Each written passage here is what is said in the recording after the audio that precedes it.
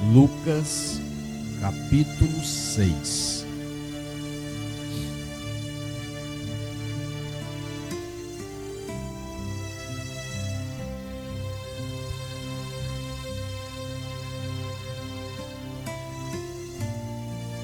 Lucas 6, versículo 46.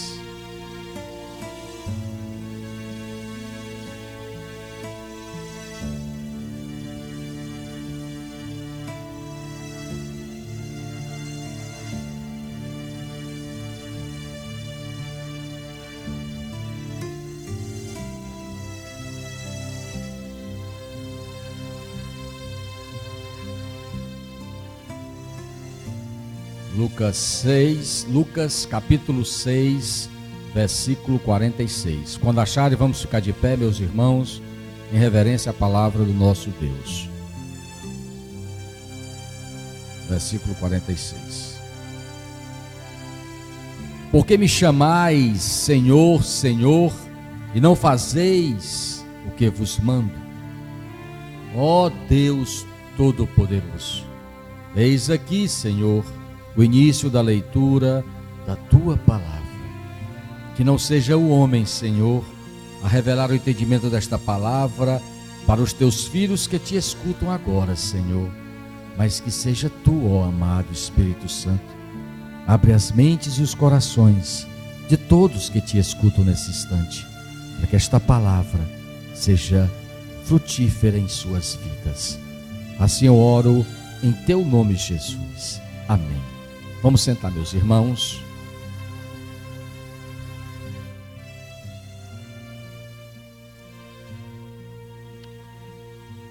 Meus irmãos, a palavra de hoje vai falar sobre alicerce.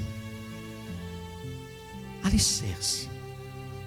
Você já parou para pensar qual é o alicerce da sua vida? Será que você em algum momento já parou para refletir sobre em que alicerce a sua vida está estruturada? E essa palavra nos é muito conhecida, essa palavra alicerce. Porque desde pequeno, nossos pais já contavam histórias infantis. Eu me lembro muito bem de uma história chamada a história dos 3 porquinhos. Lembra da história? Eram 3 porquinhos. Um porquinho construiu a sua casa de palha. E aí veio o lobo mau, soprou e derrubou. Aí o outro porquinho fez a sua casa de madeira. E aí o lobo mau veio e soprou e derrubou a casa de madeira. E o terceiro porquinho fez a sua casa na pedra, de tijolo. E o lobo mau veio, soprou e não caiu. Portanto, nós sabemos desde pequeno, meus irmãos, o que é um alicerce de uma casa. Quando esse alicerce, meus irmãos, ele é feito na rocha, na pedra, de tijolo, as tempestades não derrubam, o vento não é capaz de derrubar de forma alguma, porque não é feito de palha, não é feito de madeira. Assim também as nossas vidas. Se nós estruturamos as nossas vidas, se o alicerce de nossas vidas espirituais é feito de palha, um dia ela vai queimar, ela vai ser destruída. Se o alicerce da nossa casa é feito de madeira, também sim um dia será destruída. Portanto, a nossa casa tem que ser alicerçada na rocha. Mas vamos aqui iniciar com o versículo de Lucas 6,46, porque é o próprio Jesus que diz: porque me chamais Senhor, Senhor, e não fazeis o que vos mando? Jesus explica uma coisa básica da vida cristã. Todo cristão, ele tem um dever de obediência. A nossa vida cristã, meus irmãos, ela tem que ser alicerçada na obediência ao Senhor. É a primeira coisa que Jesus nos ensina. que nós temos que alicerçar nossa vida nele, Cristo Jesus. Isso quer dizer que nós temos o quê? Que seguir os seus ensinamentos. É o que ele nos ensina. Mas tem muitas pessoas que se dizem cristãs, mas que a sua vida não tem por base esses ensinamentos. São os chamados falsos cristãos. Se declara cristão, mas na verdade não é cristão. Por isso que Jesus diz aqui nesse versículo 46. Olha o que é que Jesus diz, meu irmão. Por que me chamais Senhor, Senhor, e não fazeis o que vos mando? Jesus diz assim, o nosso Deus diz assim: eu escuto alguém clamando pelo meu nome, alguém dizendo Senhor, Senhor, Senhor, mas essa pessoa que me chama não tem intimidade comigo. Essa pessoa que me chama não faz o que eu mando. E como ela quer que eu o escute, como esta pessoa quer que eu vá ao encontro dela, quando ela clama pelo meu nome. É isso que Jesus questiona. Jesus diz assim: se você chama Senhor, Senhor, é porque você vê Jesus na sua vida como o seu Senhor. E nós somos, portanto, servos. E o que é que faz o servo? A vontade do Senhor. Mas como é que eu sou servo se eu não faço a vontade de Jesus? É o que ele questiona, minha irmã. Se você diz Senhor, Senhor, mas se você não faz o que ele manda, então você não é servo na verdade. Você nunca foi servo. E se você não é servo dele, ele não vai responder o seu clamor. Ele só responde o clamor do servo verdadeiro, daquele que efetivamente escuta a sua palavra. Vejamos o versículo 47. Todo aquele que vem a mim e ouve as minhas palavras e as pratica, eu vos mostrarei a quem é semelhante. Glória a Deus. Pai do Senhor, minha irmã, pode sentar. Nós estamos em Lucas, no capítulo 6, no versículo 46. A palavra do Senhor, portanto, ele nos diz, meus irmãos, de uma forma muito clara e expressa. Pai do Senhor, meu irmão, sejam bem-vindos. Todo aquele que vem a mim e ouve as minhas palavras e as pratica, eu vos mostrarei a quem é semelhante. Perceba uma coisa maravilhosa, meu irmão. Jesus, ele não faz acepção de pessoas. Versículo 47. Jesus não faz acepção de pessoas. Você veja que nesse versículo está escrito: todo aquele que vem a mim. Veja a palavra, a expressão que Jesus usa: todo aquele. Quando Jesus diz todo aquele, ele quer dizer o quê? Todas as pessoas. Ele não está dizendo umas pessoas. Nesse versículo 47, ele diz de uma forma muito clara: todo aquele que vem a mim.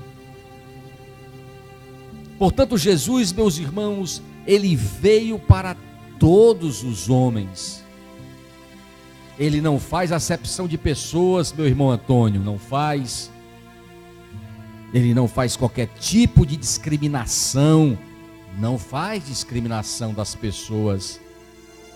E nós aprendemos isso lá desde o Antigo Testamento. Lá em Deuteronômio, no capítulo 1, no versículo 17, o nosso Deus nos ensina e ensinou isso a Moisés, para que todo o povo pudesse aprender.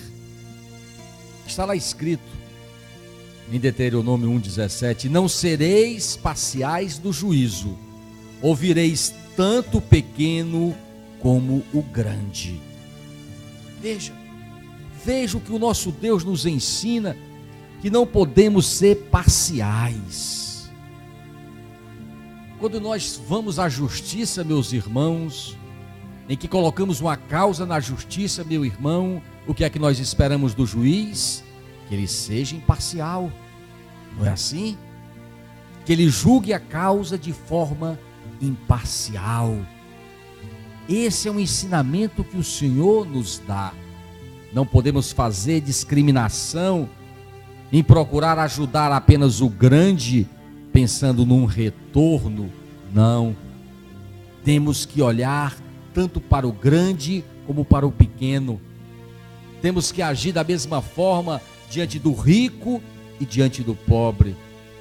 É o que aprendemos, é o que o Senhor nos ensina, é o ensinamento dele.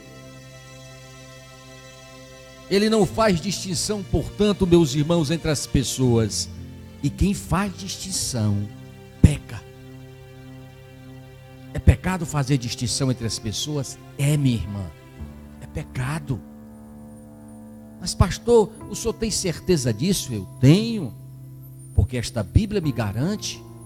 Porque tudo que eu digo aqui, meus irmãos, eu digo com base nesta Bíblia. Se você abrir Tiago 2,9, você vai ler exatamente o que eu vou ler para você agora.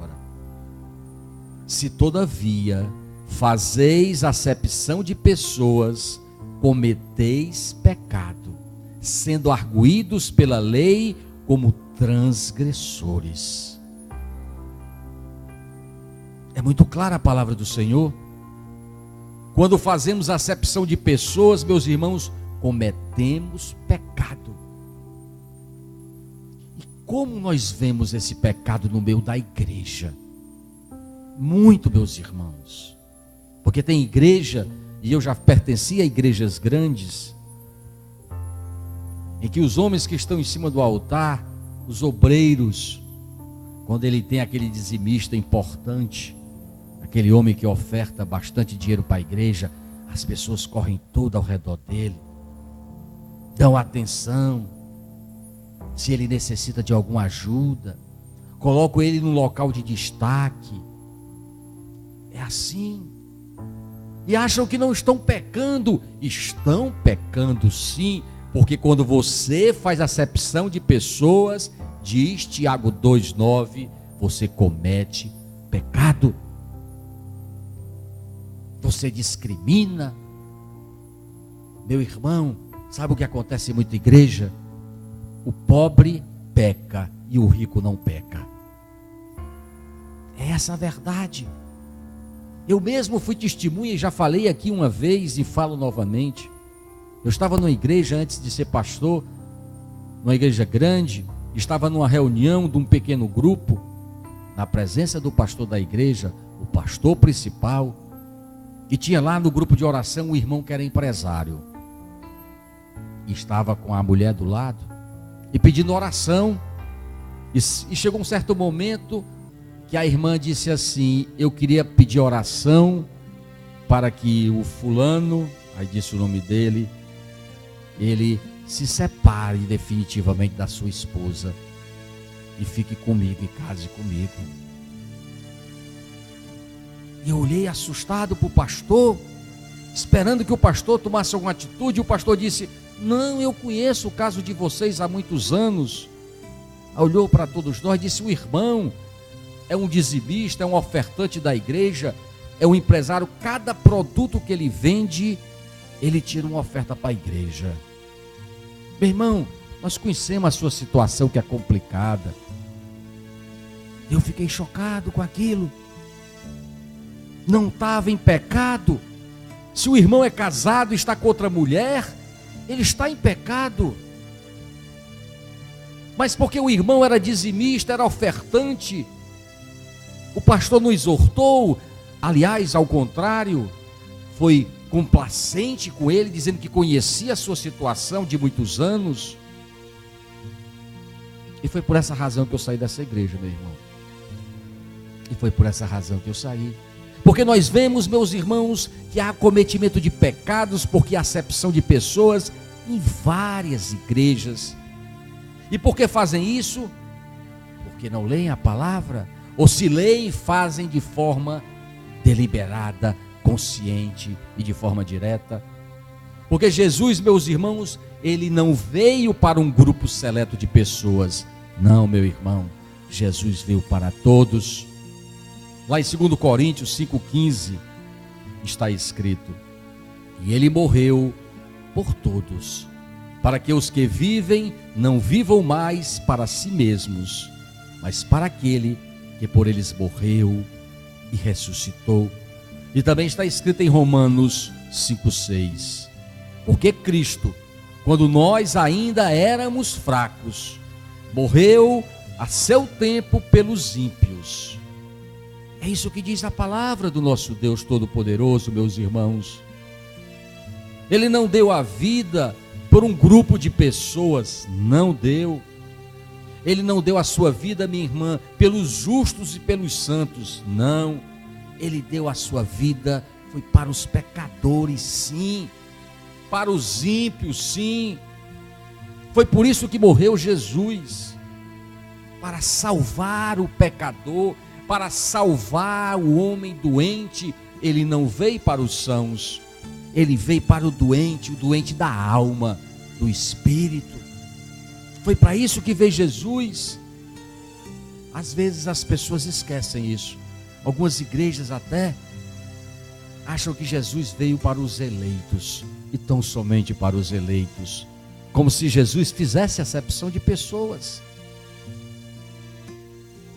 Se fosse assim, Jesus seria injusto, porque ele escolheria discriminadamente, aleatoriamente, pessoas para a salvação e outras para a condenação. Como ele é um Deus justo, e ele, antes de você nascer, meu irmão, ele já escolheu se você vai para a condenação do inferno ou para a salvação. Que Deus seria esse? Que todas as pessoas já saíam predeterminadas para o inferno ou para o céu. Para que serviria então a perseverança do justo? Para que então perseverar, se eu sei que vou ser salvo de qualquer maneira e de qualquer forma? É uma doutrina perigosa de alguns irmãos de igrejas tradicionais que pregam a predestinação. É uma doutrina perigosa, porque faz com que o homem relaxe, o homem não vigie. E a palavra do nosso Senhor nos garante que aquele que não permanecer com ele até o fim, não receberá a coroa da vida. É a palavra de Jesus, é a palavra do nosso Deus. É preciso, portanto, perseverar até o fim. E aí pessoas que seguem essa doutrina esquecem de perseverar, não vigiam. E aí, meus irmãos, Satanás é implacável. É implacável, Satanás. Ele fica arrodeando o homem, à espera pela fraqueza do homem. E quando o homem baixa a guarda, quando o homem abandona Jesus, abandona o Evangelho, deixa de vigiar, aí ele vem e entra na vida do homem e destrói tudo. Quantos e quantos casamentos são destruídos, meus irmãos, porque o homem deu brecha para Satanás. Famílias bem estruturadas, marido, mulher, os filhos, vivendo num lar de harmonia, de alegria, um dedicando a sua vida para o outro, um só vendo o outro, só saem os dois juntos e com os filhos para o passeio, alegria, está todos juntos. E nós vemos depois de alguns anos, essas famílias despedaçadas. Por quê? Porque permitiram que Satanás entrasse em suas vidas. Conheço pastores que foram traídas, suas esposas traíram o próprio pastor. Conheço obreiros que traíram as suas esposas, que tinham amantes, e que foi descoberto depois, e acabou com aquela família, que era um exemplo para muitas pessoas, porque permitiram que que Satanás entrasse na família. Por isso que temos que vigiar. Jesus disse que ele veio para o pecador, sim, mas o pecador tem que ir a Jesus. Veja o que diz esse versículo 47. Nós estamos em Lucas, capítulo 6, no versículo 47, meus irmãos. Diz Jesus: todo aquele que vem a mim, portanto ele não faz acepção de pessoas, todos que vêm a Jesus, ele recebe. Mas ele diz mais: não basta você ir a ele, é necessário que você vá a Jesus, mas é necessário que você o quê? Escute as suas palavras. Olha o que é que ele diz: todo aquele que vem a mim e ouve as minhas palavras. Você tem que ir a Jesus, mas você tem que ouvir as suas palavras. E aí você se pergunta: e o que é ouvir a palavra do Senhor? É o que vocês estão fazendo agora? Vocês estão ouvindo a voz do Senhor através deste evangelho, através desta palavra, desta Bíblia? O verdadeiro cristão, meus irmãos, é o que vai a Jesus, é o que vai e ouve. Esse é o verdadeiro cristão. Porque tem muitas pessoas que vão a Jesus, mas não ouvem Jesus. Querem ouvir a sua própria consciência, querem ouvir a sua própria vontade. Que vão para as igrejas atrás de Jesus, atrás do bolso de Jesus, atrás de riquezas, atrás dos seus interesses momentâneos. Muitas pessoas, como eu já falei aqui, eu já vi e testemunhei, pessoas que vão de igreja em igreja atrás de uma bênção. Ele sabe de uma campanha, meu irmão? Qual é a igreja? Qual o ministério? Eu vou lá. Aí vai para a campanha, faz a campanha toda. Aí volta para a sua igreja. Aí termina a campanha, ele escuta uma outra campanha, numa outra igreja. Ele corre para outra campanha. Aí faz a campanha todinha. Volta para a sua igreja. E aí ele fica pulando de campanha em campanha atrás de uma bênção. E aí ele não faz uma reflexão: na igreja que eu estou, na igreja que eu congrego, é uma igreja cristã verdadeira, que tem em cima do altar um pastor verdadeiro, que prega o evangelho verdadeiro. Então o que eu estou fazendo? Saindo pulando de campanha em campanha? Será que na minha igreja Deus não opera milagre na minha igreja? Deus não precisa disso aqui, meus irmãos, para operar um milagre. Ele opera na tua casa, meu irmão. Ele opera no meio da rua. Porque não depende de mim, depende de vocês.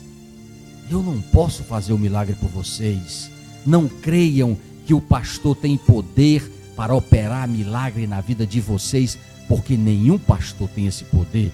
Quem tem o poder é Cristo Jesus. E as pessoas às vezes vão atrás do pastor, meu irmão Antônio, achando que o pastor tem esse poder, e não tem, e aí são enganadas.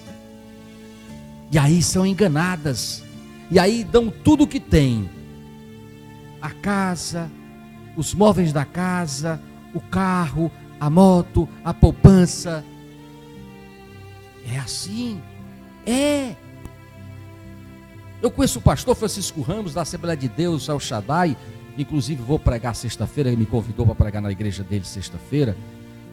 E que ele vivenciou isso. Ele dá testemunho da vida dele. Ele era um homem mau. Ele já deu testemunho inclusive no rádio, por isso eu falo de uma forma muito tranquila e aberta para todos os irmãos. Ele era traficante de armas. Não era nem de drogas, era de armas pesadas. Mas aí ele foi tocado pelo Senhor e ele se converteu, e ele foi para a igreja, e ele foi para uma igreja, meus irmãos, que o homem do altar dizia: traga tudo para cá, porque você vai receber em dobro. E ele era um homem de fé, como de fato até hoje é, de muita fé. E sabe o que ele fez? Ele vendeu todos os móveis da casa dele, geladeira, fogão, sofá, e pegou o dinheiro e depositou no altar. E esperou receber em dobro, e não recebeu. E aí ele percebeu que ele estava sendo enganado. É assim que vemos pessoas, meus irmãos, que vêm a Jesus com segundos interesses escusos, não vêm para ouvir a palavra do Senhor, não. Por quê? Porque muitas vezes a palavra, irmão Antônio, ela nos exorta, ela bate, sabe por quê? Porque quando estamos em pecado, quando estamos vivendo em pecado, meu irmão, a palavra do Senhor, quando ela vem, ela bate e dói. É como um chicote. É como se você estivesse sendo chicoteado. É igualzinho, não tem diferença.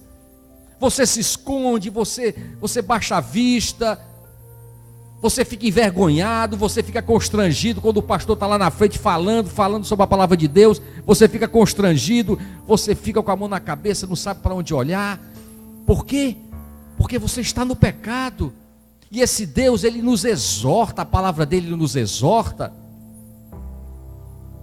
Nós temos que ir a Jesus, mas para conhecer a palavra do Senhor, porque ele nos diz, meu irmão, que quando conhecemos a sua palavra, o que é que acontece?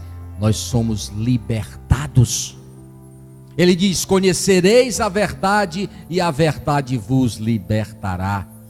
Isso quer dizer que nós saímos da nossa ignorância, deixamos de ser pessoas ignorantes, levadas pelo mundo, conduzidos pelas regras do mundo. Não mais. Passamos a viver pelas regras do Senhor. Passamos a viver pelo que consta nesta Bíblia, por esses ensinamentos. Percebemos que essas luzes do mundo são luzes falsas, que não vão nos levar para o céu. Nós percebemos que essas luzes que nos atraem para o mundo que pertence ao próprio inimigo de Deus, só vai nos levar para o inferno, não para o reino de Deus. Mas ainda nós lemos que não é suficiente você ir a Jesus, não é suficiente você ouvir a palavra do Senhor. Veja o que diz esse versículo 47, continuando: todo aquele que vem a mim e ouve as minhas palavras e as pratica. Eis o grande problema do cristão. Não é ir a Jesus, muitos vão a Jesus. Não é ouvir a palavra do Senhor, porque muitos ouvem a palavra do Senhor. O problema é praticar. Esse é o grande problema do cristão. Muitos que se dizem cristãos, porque na verdade não são cristãos, porque não praticam a palavra. Escutam, sai de um culto, escuta a palavra, diz: ai, que palavra maravilhosa, essa palavra é para mim. Mas logo no dia seguinte, esquece. Logo no dia seguinte, aquele homem começa a trair a sua esposa. Porque nós traímos, como já falei aqui anteriormente, como Jesus nos ensina, pelo olhar. Basta olhar com uma segunda intenção, que já pecamos. Se você olha com desejo para uma mulher casada, ou se você era casado, você já pecou. É adultério, diz Jesus. E aí no dia seguinte, lá está o homem na rua, olhando para as mulheres, ou as mulheres na rua, olhando e desejando os homens em pecado. Pessoas falando mal das outras, pecando. Volta para uma vida de pecado. Por quê? Porque não pratica o que o Senhor Jesus ensina. Ele apenas conhece a Bíblia, ele lê a Bíblia todos os dias. Ele vai à igreja, se a igreja tem culto 3 vezes na semana, ele vai os 3 cultos na semana. Ele ora de manhã e ora à noite. Mas ele não pratica a palavra. Portanto, ele não é um cristão verdadeiro, não é, porque ele não pauta a sua vida de acordo com os ensinamentos de Jesus. Não pauta. Ele abandona a vontade de Deus para fazer a sua própria vontade. É isso que vemos. Ele não quer abandonar aquelas suas práticas antigas, as suas condutas antigas, não. Quando ele é confrontado pela palavra de Deus, que ele conhece a palavra de Deus, ele diz assim: é difícil, não tem como eu fazer isso. É ou não é?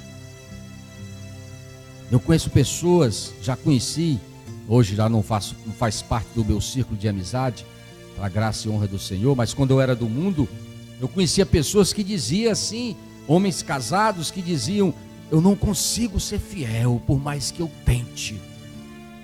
Eu ouvi muito isso. Eu quero ser, mas não consigo. E realmente não consegue.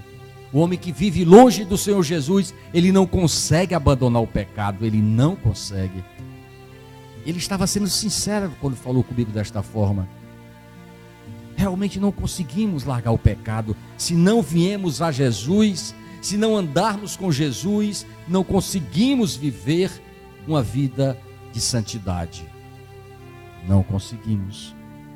Mas diz Jesus, no versículo 48, quando o homem faz assim, o que acontece? Ele diz: é semelhante a um homem que, edificando uma casa, cavou, abriu profunda vala e lançou o alicerce sobre a rocha, e vindo a enchente, arrojou-se o rio contra aquela casa, e não a pôde abalar, por ter sido bem construída.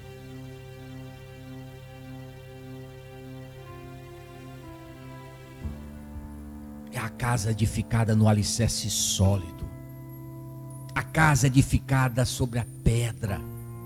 Essa casa, meus irmãos, pode vir a tempestade, como diz o Senhor, pode vir uma onda, uma enchente de um rio, mas não é destruída, porque o alicerce está firme na rocha. Mas essa rocha, meus irmãos, que Jesus está falando, ele não quer falar da rocha em que foi construído este altar, não. Ele está falando da rocha espiritual. Ele está falando da vida espiritual do homem. Ele não está falando das construções que o homem levanta, não. Ele apenas está fazendo uma comparação, minha irmã. O que Jesus está querendo mostrar é em que a sua vida espiritual é estruturada. A sua vida espiritual, minha irmã, ela é montada sobre o quê? Ela é edificada sobre o quê? Porque se a sua vida espiritual é edificada na rocha, ela não é destruída, ela não é abalada. O Salmo 78, o versículo 35 diz o seguinte: lembravam-se de que Deus era a sua rocha, de que o Deus Altíssimo era o seu Redentor.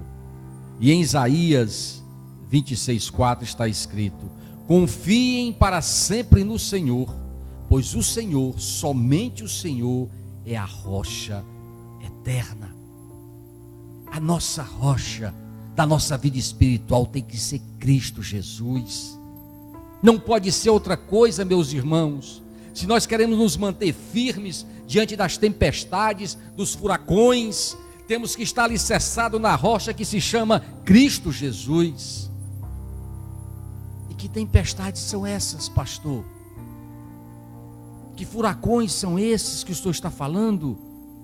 São as aflições, meu irmão, deste mundo,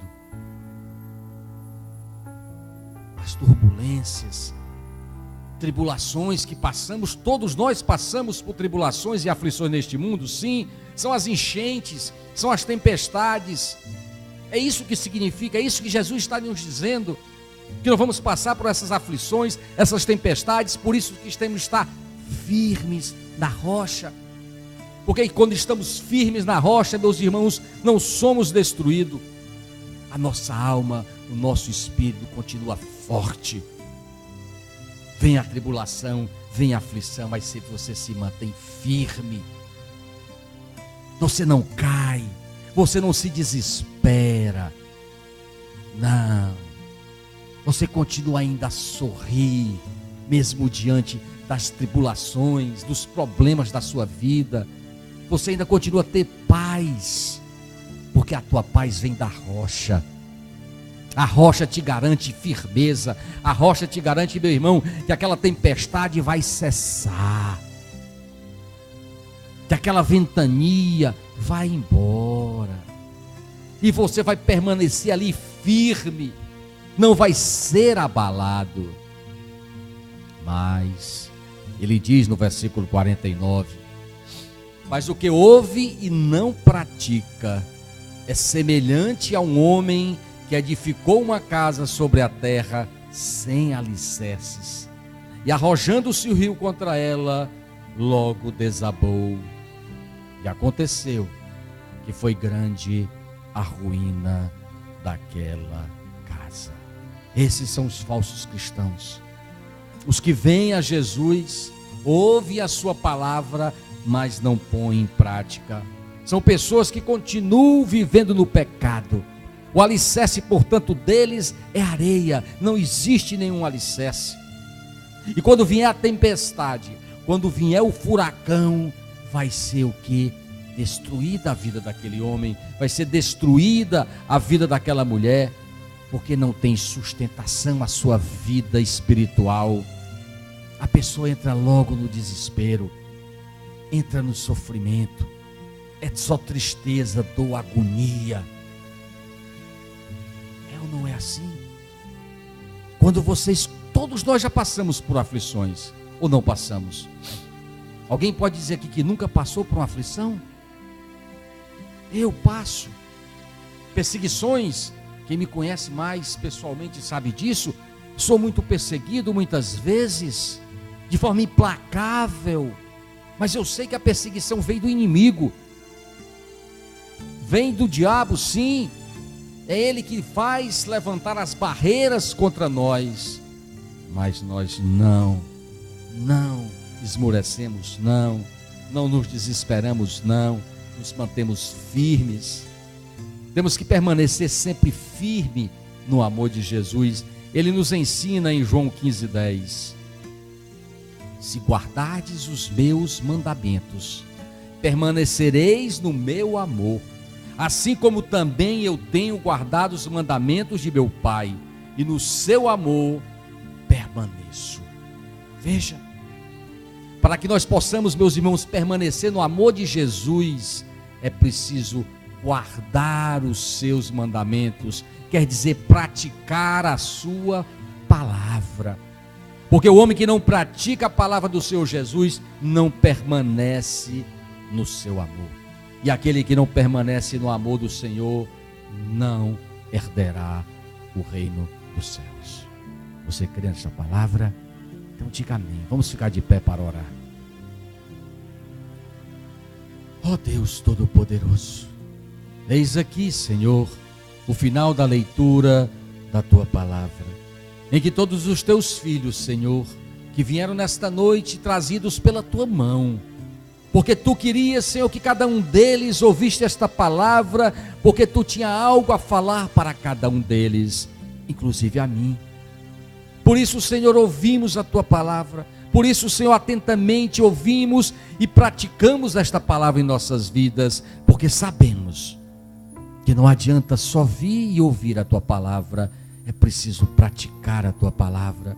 E esses Teus filhos que aqui se encontram, Senhor, encontram-se com os seus corações cheios da Tua palavra, cheios da Tua luz, e esta luz que vem do Teu trono, Senhor, é que nos lança para a frente, para a batalha, as batalhas espirituais, fortalecidos, Senhor, porque estamos firmes na rocha, essa rocha eterna que se chama Cristo Jesus. Estamos fortalecidos, Senhor, pelo Teu amor, fortalecidos, Senhor, para a batalha que há de vir em nossas vidas, porque todos nós vivenciamos batalhas, aflições e tribulações em nossas vidas, mas não tombamos, Senhor, nestas batalhas, porque quem está conosco é mais forte do que quem está com eles, porque quem está conosco é Tu, Deus de poder, o Deus de Abraão, o Deus de Isaque, o Deus de Jacó, e que não deixa que nós venhamos a cair no meio da batalha, pelo contrário, nos deixa cada vez mais firmes na hora da luta, e nós saímos mais do que vencedores, porque saímos contigo, Cristo Jesus. Ó Deus de poder, que esta palavra, Senhor, permaneça em nossas mentes e nossos corações, para que nós possamos cumpri-las em nossas vidas. Amém.